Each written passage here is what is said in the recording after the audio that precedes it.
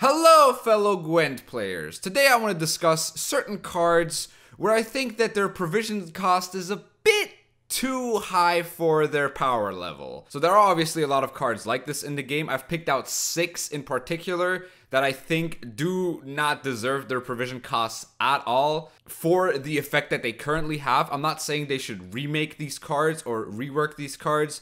I just think that the way they are printed right now, they seem quite unplayable for the effect that they produce. So let's just look at the first one. The first card is Phoenix. On round start, if Phoenix is in your graveyard, banish it, then spawn Phoenix Hatchling and summon it to a random allied row. Phoenix Hatchling is a token with Doomed and Zeal, which has the order ability to transform into Phoenix. So if you play this round 1, you play this for a 4, and then it comes back in round 2 as another 4, and in round 3 as well as another 4. So it plays for 12 points throughout 3 rounds for 13 provisions. That is absolutely atrocious. Now, this card had some sort of justification to its provision cost when it used to be able to be targeted with Cairnthir. So you were able to basically play Cairnthir onto Phoenix, and then replay Cairnthir somehow with something like Death Shadow, and then use another Phoenix, and then play the Naked Phoenix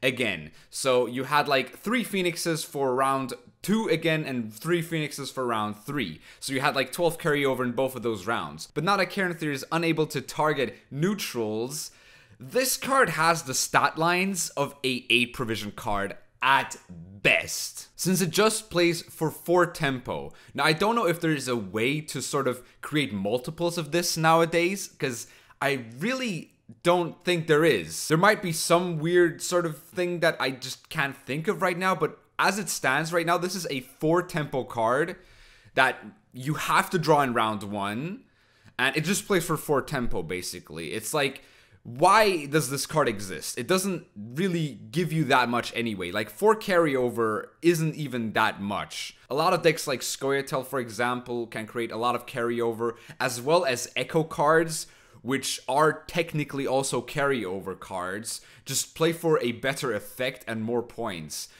And as I said, this card has the stat lines of an 8 provision card at best, and this card just either needs to change. But I really do like this effect on this card. It's just that it's just not good right now. At 13 provisions, why would anyone ever play this? It makes no sense, and it needs to get a major nerf for it to see any play. Like, I don't think a 2 provision nerf would even save this card. Like, I wouldn't even play this at 10 provisions, to be fair. Like, seriously, like, why would I ever play this card at 10 provisions? It's really, really bad and incredibly overcosted.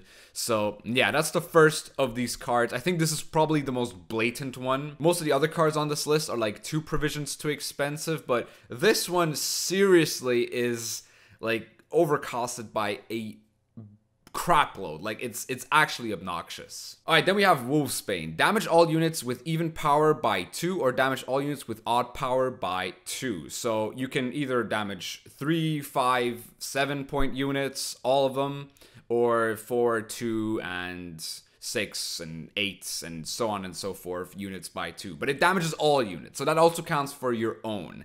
And the reason why this card is at 8 provisions is because it used to be 9 provisions and would only be able to deal 2 to the enemy units, which gave this card a huge ceiling, especially in the early stages of Gwent Homecoming, where a lot of decks were just swarming the boards with a bunch of 4s, where Witchers were still prevalent.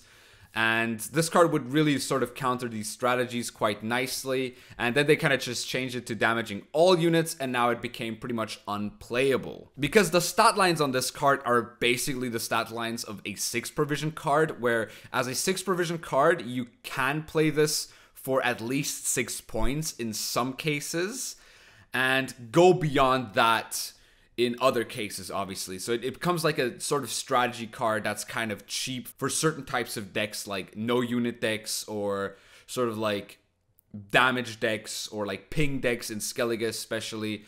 And yeah, this card just kind of helps those decks, but at 8 provisions, I would never ever see myself playing this card on a serious level, or even just on a meme level. I don't really think this card is viable at all. I think they might have to just rework it at this point. It really is just a terrible card at 8 provisions. But if it was 6 provisions, I might consider putting it in certain decks. Not every deck, obviously, but at 6 provisions, it's not going to be that problematic, I think. Because it damaging your own units, it has its downside, which creates a deck building cost. And this is actually quite a significant factor in this card, is the deck building cost of this card. And the fact that it has to sort of play for the idea that your units do not get damaged by this card. And yeah, that's pretty much why this card is really bad. I feel like a 2 provision nerf would sort of put this at a playability level where you can play it sort of as a meme strategy with certain decks. But even then, it's not that great. But at 8 provisions, I don't think anyone would ever possibly put this in any deck, or you will ever see this in anything realistically, unless suddenly like this really weird no unit deck comes to fruition. But yeah, other than that, I feel like Wolfsbane is a really, really bad card that just doesn't actually do anything, to be fair. It's just a really, really bad card. Then we have Last Wish. Look at the top 2 cards from your deck, then play one and banish the other. Now, this card is god-awful. Like, oh my god. Why would you ever play this card when Oneiromancy exists? Even Mata is better than this. Royal Decree is better than this. It's fully random, actually, because it looks at the top 2 cards. I mean, you can manipulate it with things like Albric or Fisher King, but other than that, what makes the card really, really bad is the fact that it banishes the other card. It doesn't discard it, it banishes. So if you find 2 really good cards, you're gonna banish the other one. Like, that's really, really bad. And I've never actually seen this card being played in any deck other than the deck that literally tries to thin its entire deck in 1 turn. That is the only deck where this card is actually viable, but that's not a winning strategy, just like a meme video idea, basically. Like, the card has its upside of thinning 2 cards, but I don't think this upside is actually worth this extra provisions. It really does not seem like an 8 provision card when you look at it. It might actually seem like a 6 provision card because of the banish downside. Like, you could find 2 really good cards off of this, and then you actually just have to get rid of the other one.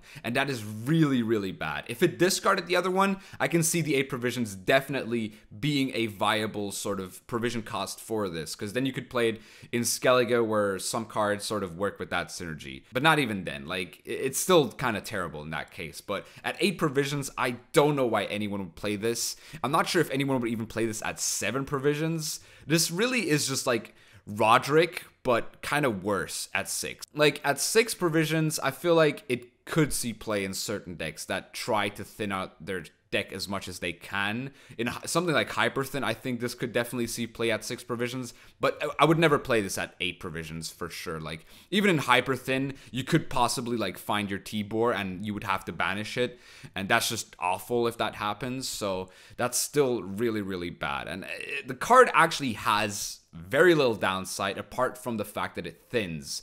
But even if it thins, in a lot of decks that need to thin, this could also be a sort of double-edged sword. And not even just a double-edged sword. It could just be a sword that just always is at your throat, basically, and just always like lurking and waiting for the opportunity to screw you over. Much like CatDog, pretty much. But CatDog at least discards the card.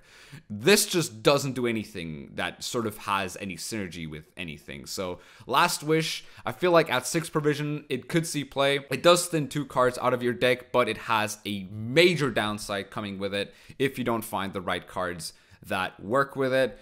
And yeah, I feel like this card just maybe needs a rework. Like, I'd like this ability back in beta Gwent where it showed you 2 cards and you could just choose one of them, and that ability was perfectly fine. Like, it still would be fine to this day. It could still be like an 8 provision card with that effect, like, or like a 7 provision card. It's just at its current state at 8 provision, I don't really think that this card makes any sense to put into any deck, really. Then we have Colossal Ifrit. Zeal, order damage all units on the opposite row by 1. Cooldown 3. This card is so badly anti-synergetic with itself because it is a row punish, and row punish is like a late game thing, but this is an engine, right? So you play this as early as you can because of its cooldown 3, and then you sort of have to play like a full-on movement deck to get the proper value off of this card. It makes very little sense. And I get why it's 10 provisions, because if you play this on a full row, it is kind of playing for some points, but even with armor nowadays, like, there's so many better row punishes. Like, why would you play this card when you can just play Lacerate? Why would you play this card if you can just play Zoltan's Scoundrel, which also has an upside? Why would you play this card but you can also play Surrender? There's cards that are just better than this, and having to fit this at a 10 provision slot just doesn't feel right. Would it be too good at 8 provisions? Maybe. Honestly, it might honestly be a bit too good at 8 provisions though. So I don't know how I would balance this card properly. It just doesn't seem like a good card at all though, because the fact that it is the cooldown 3, so it makes like the way the card is worded, it makes you think that it's an engine, but realistically it's just kind of like a late game play. And there's really no reason to play it though. Like, it's such a terrible card. It dies so easily as well at 4 power.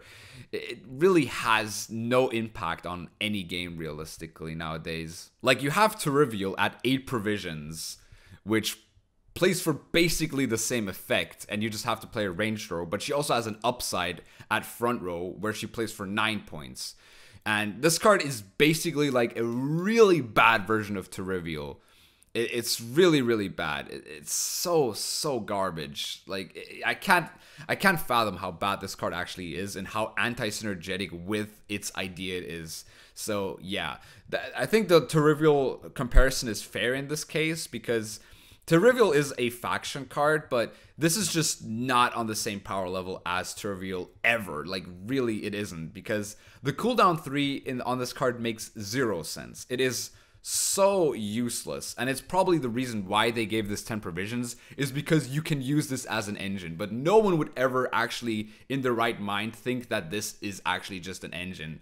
You would usually think that this is just a row punish card that is just not as good as all the other row punish cards that I've mentioned earlier. So yeah, that's Colossal Ifrit. Maybe at 8 provisions this card could see some play in certain decks, but at 10 provisions I don't think it will ever slot into any deck ever in the history of mankind, because there's just so many better cards that do the same effect in a better way and for a lot cheaper. Then we have Librata. Whenever you play a unit next to Prophet Librata, give it a shield. Now, this is the only card in this list that isn't neutral, because a lot of the neutral cards tend to be overcosted, and that makes sense because neutrals are pretty hard to balance since you can play them in every deck. So Librata is the one card that I thought that was a bit too overcosted at 9 provisions. It really just has the stat line of a 7 provision card, to be fair, because it doesn't have a deployability. Like, this is the same provision cost as Odo. Odo, for God's sakes. Odo is such a good card at 9 provisions. It plays for 8. In some cases, might even just play for a 7 on proactively. Then the opponent has to kill it, obviously, so it baits out removal. Librata plays for 6. Immediately. Then you play some shield stuff, and you get in some shields, and the only payoff card for those shields in the end of the day is just Ragnar. And I guess also Damned Sorceress kind of works with this, but Librata himself just, God, he's so bad. Like, I'm not, like, maybe he should just be 8 provisions, but I could definitely see this be 7 provisions and still not get played. Like, honestly, like, the stat lines on the card are terrible, and ever since the introduction of Shield Wall, there is no reason to play this card. Like, no reason to ever even think about playing this card, because Shield Wall is just a Librata. Shield Wall is literally Librata. Why would you want to play a Librata when you can literally play your Lita as a Librata that gives you 3 shields? Because you're forced to row stack anyway with Librata, so you might play into something like Row Punishes, which removes the shield anyway. But yeah, I mean, it's a powerful effect, don't get me wrong. Like, giving shield to every unit that you place next to it is kind of powerful, but NR is one of the factions where row placement really matters, and you having to play cards adjacent to this really makes things awkward at times, because sometimes you want formation, sometimes you don't want to trigger formation, sometimes you just have to play the card in back row, and that's just something that Northern Realms struggles with. Now, I guess in Syndicate, this card makes sense with certain Insanity cards, but then it really just triggers those Insanity cards once. And there's really only one insanity card that takes more than just one coin to trigger its insanity, and that is Igor. So you give one shield to Igor, and then you've played like a 6-point card to refuse a 5-point profit, which then plays for a total of 11 points, which it's not even that good, to be fair. Like, you could just accomplish the same thing with Lady of the Lake, where that just plays even for 1 point more, because she's a 7 and this is just a 6. So yeah, at its current stat line, this card just, it's so bad as a 9 provision card. Like, I get why it's a 9 provision card, because it could be quite scary if paired up with certain things, but it's just so bad. Like, oh my god. Like, you could probably see this getting played at 7 provision cards. That would actually make the card viable. I wouldn't even think of playing this at 8 provisions, to be fair. Like, I would look at other, like, Northern Realms 8 provision options and just say, yeah, nothing is, like, this is still, like, one of the worst options. At 7, I would maybe consider it, but at 9, there's no way this card is fine at 9. This card is just really, really bad. This used to be a 10 as well, I think.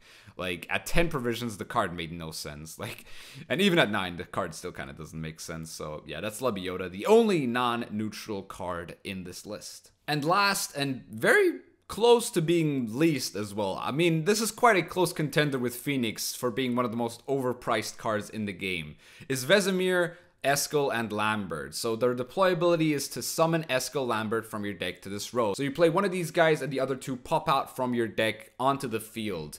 And so let's look at this. So basically all these 3 are 8 provisions. We have Eskel at 8, Lambert at 8, and Vesimir at 8. And you have to play all 3 of them, obviously, since they synergize this way. You're paying 24 provisions for all 3 of these. And as you see, all of them are 2 power. So they play for 6 points. That's 24 provisions for 6 points. Now, 2 thinning, I guess, is quite the upside in this case, because you do play for tempo and thinning, but the tempo you play for is really bad. Like, really, really, really bad. They really killed this card. This used to be in every deck, though. Like, at the start of Homecoming, this was 4 power and 7 provisions. It would be 21 provisions for 12 proactive points that thinned your deck, which was really, really good back in the days, because back in the days, gold cards sucked. And pretty much a lot of the cards just sucked. And these cards just basically gave you the consistency you needed, because that was days before, like, Oneiromancy, Decree was way overcosted, and these cards were just the best options in those slots. Then they changed them to 3 power, still at 7 provisions, so they played for 9 points, but for 21 provisions, and they still were in pretty much every deck. But the reason why they were in every deck is because that was like the vanilla way of playing the game, right? It was like every other card was kind of bad. You just played for like 2 or 3 cards from your faction. A lot of the neutrals back in those days were really good, and you would just play for like these Witchers and like Unicorn and Chironex. And then after the Crimson Curse expansion, they completely killed these cards. They made them 2 power and 8 provisions. So they absolutely destroyed these cards. Like, absolutely obliterated them. It made no sense. Like, it made kind of sense at that point, because they just didn't want people to just play these cards in every deck, which just wasn't healthy, because like every deck would just play these cards. Like, why wouldn't you play these cards? They were very efficient back in those days, but they haven't been changed since the nerf. And I think CDPR is kind of too afraid to revert the change, because they're just kind of afraid of this card being too good, but it can't be too good anymore with the power creep and everything. Like, the card just, these cards are so bad. Maybe they're even worse than Phoenix. Like, they might even be worse than, like, Phoenix is really bad, but the fact that this, like, affects 3 entire cards in the card pool makes it really, really bad. I mean, it synergizes with the Witcher synergy with, like, Vesimir Mentor, which gives all 3 of them a 1+ boost, but is that really worth it? I don't know. Like, these cards are just so god-awful. Like, they don't accomplish anything at this point except for eating up provisions. That's really it. Like, there's enough thinning cards in the game now. The game has become more consistent in the thinning aspect of it, so that now that if you play this card, it makes literally no sense. Like, these cards just make no sense at their power level. They're just really, really bad. Like, 24 provisions for 6 points is just not good at all. Like, the 2 thinning is definitely not worth 18 provisions, let me tell you that. And yeah, that was 6 cards where I think that the provision cost is just not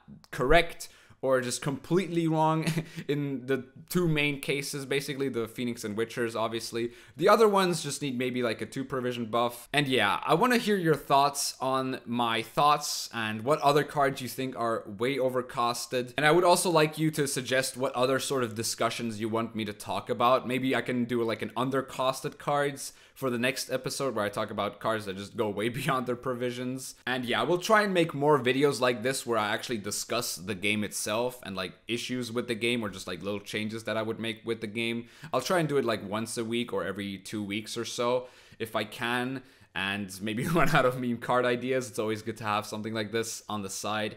And yeah, I hope you enjoyed this video. If you did, please leave a like, subscribe for more Gwent content, and I'll see you soon.